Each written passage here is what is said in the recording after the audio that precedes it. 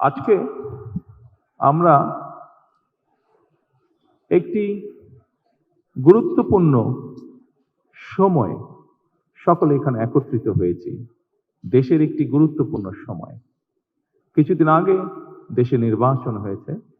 এই নির্বাচনের মাধ্যমে গণতন্ত্রের যাত্রা শুরু হয়েছে।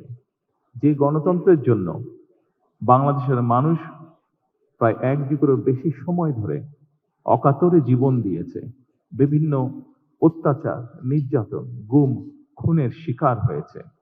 এত ত্যাগের বিনিময়ে আমরা আজকের এই গণতন্ত্রের যাত্রা যেটি সূচনা হচ্ছে বা হয়েছে নির্বাচনের মাধ্যমে, সেটির সুযোগ পেয়েছি। সিলন টি রপ্তানিতে শীর্ষে।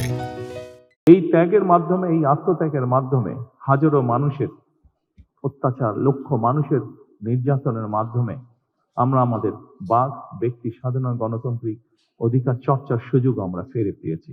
সেজন্যই প্রথমেই আসুন আমরা আল্লাহর দরবারে শুকরিয়া আদায় করি।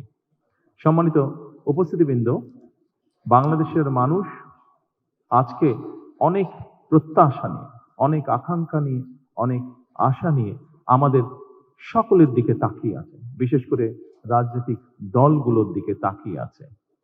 আজকে আমাদের এই ইফতার মাহফিলে আসুন আমরা আল্লাহর নামে শপথ গ্রহণ করি যে আমাদের আগামী দিনের কাজগুলো হবে এই দেশের মানুষের ভাগ্য পরিবর্তনের জন্য। আসুন আমরা আল্লাহর দরবারে সেই রহমত চাই যার মাধ্যমে আল্লাহ আমাদেরকে এই দেশের মানুষের ভাগ্য পরিবর্তনের জন্য, এই দেশের ভাগ্য পরিবর্তনের কাজ করার তৌফিক আমাদেরকে আল্লাহ তাআলা দিবেন।